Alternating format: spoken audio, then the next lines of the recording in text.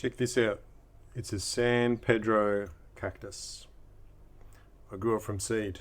It's one of, I've got about 5 pots with these in, and they're pretty cool. They're like alien, and the spines on them are, man, they're super sharp. Anyway, I realized that I wasn't watering them enough, so now they're growing really well. So I'm just doing the dishes with the fallout from the bacon eggs. Actually, there's not really much fallout. There's not really much fallout when I cook bacon eggs these days. Got a plate. Got a frying pan. I love this frying pan. It's the best. It's a Circulon. And what else? Spatula. Knives and forks. That's it. Not many dishes when you cook bacon eggs.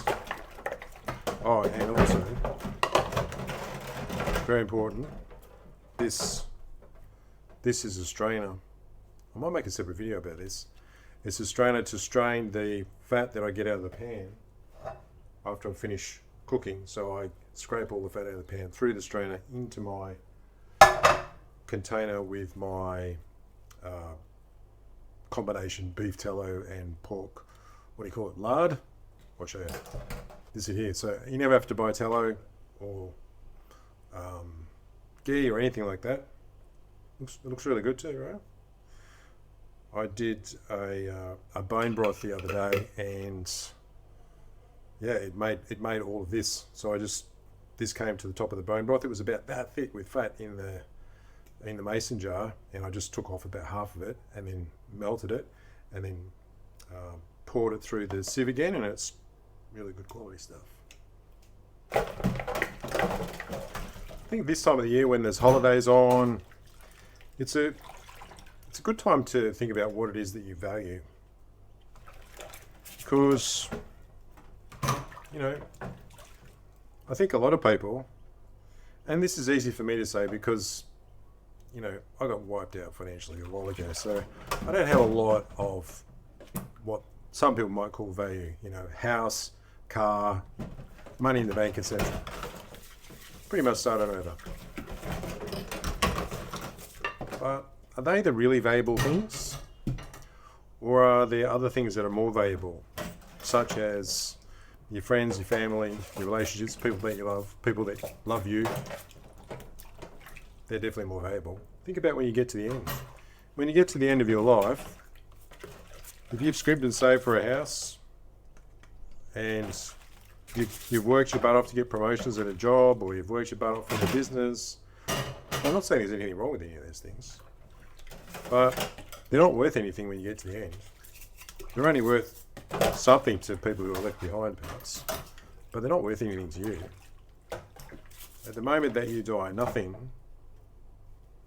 is going to be more valuable to you than, I think, the experiences that you've had, and the relationships that you have at that point as well. It's worth remembering that if you feel like you've had a bit of a rough trot, especially if you've had a rough trot financially, you might actually be wealthier than many other people who appear to have a lot of wealth. Talking about starting over, I've been thinking about what does it actually take to be successful in this world. A lot of people are looking for shortcuts to success, and I'm pretty sure there isn't any. Maybe occasionally there might be, but generally speaking, the biggest risk to you for success, and sorry for that, success comes in many different forms.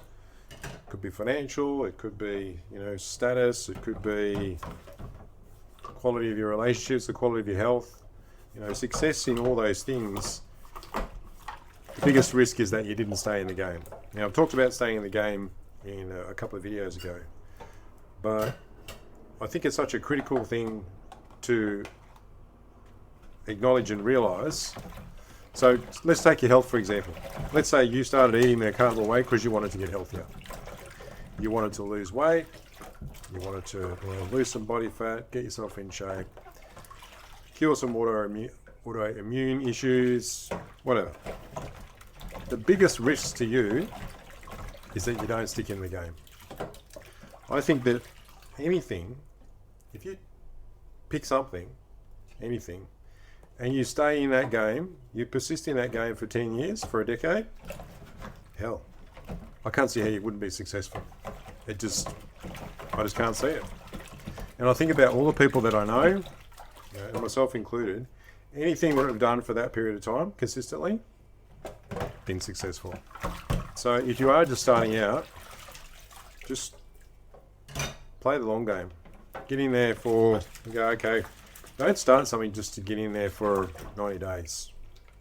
Start something and think, okay, I'm going to get in and do this for 10 years. I'm not saying don't quit things that, I think it's important that you do quit things that obviously aren't your right path or whatever.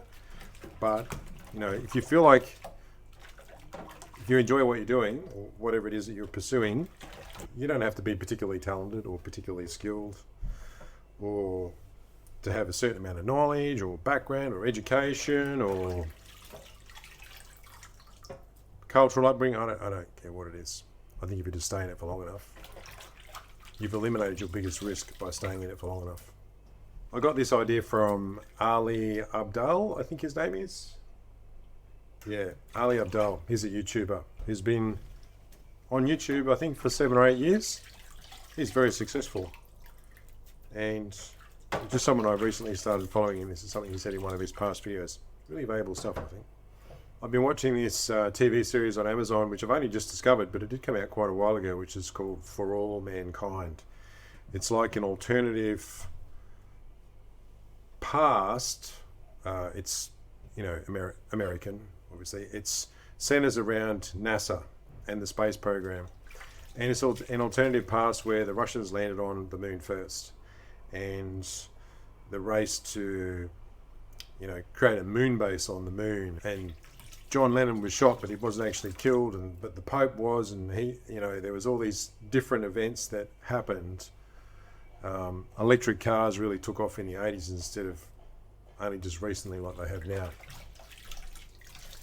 And it does make you wonder, like, what if this had occurred, or what if that had occurred? And it's fun to think about, and it's entertaining in a TV series. But I don't know that it has a lot of utility for you personally, or for me personally. Because whatever has happened has happened. You can't go back and change it.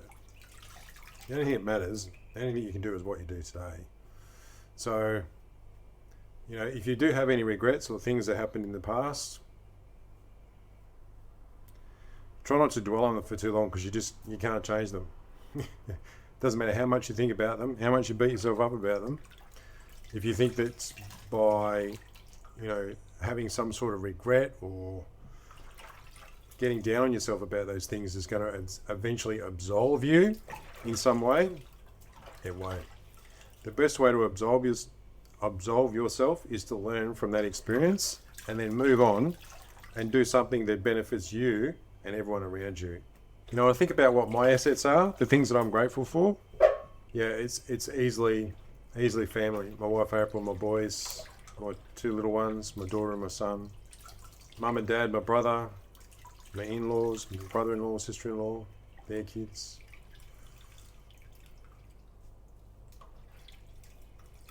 Mother and father-in-law, I think I mentioned them in case they watch this.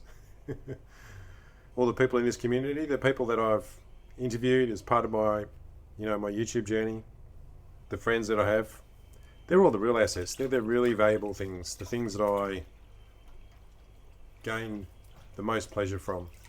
My mate Matt, who I've been training with every day for not every day, every week, 2 times a week, very few misses for almost 2 years now. It was 2 years ago actually it'll be 2 years in January when I called up Matt and said, let's start training again, because he had all the gear in his garage that we used to train with before, and we hadn't trained together for, I think it was probably about a year or more. And said, all right, let's do it. And we started, and here we are 2 years later. A good example of how sticking in it has given us some success. Matt's in probably the better physical shape than I've seen him for a really long time. Same with myself. Just stuck in there. I talked briefly about eating you know, over the holidays, going off plan. Everybody's got a different approach to this. If you really feel strongly about sticking with your plan, then, you know, stick with your plan. Work out what are you going to do when you're at a particular situation where there's food that is definitely off plan that you might be tempted to eat, but you don't want to eat it. Just have a plan ahead of time.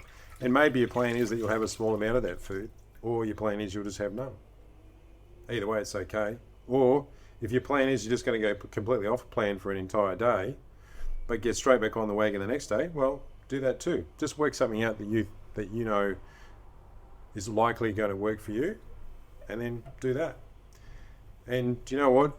If you make a plan and then things end up going south, it's all right. Just get back on the wagon the next day, next meal. Just don't let it drag on.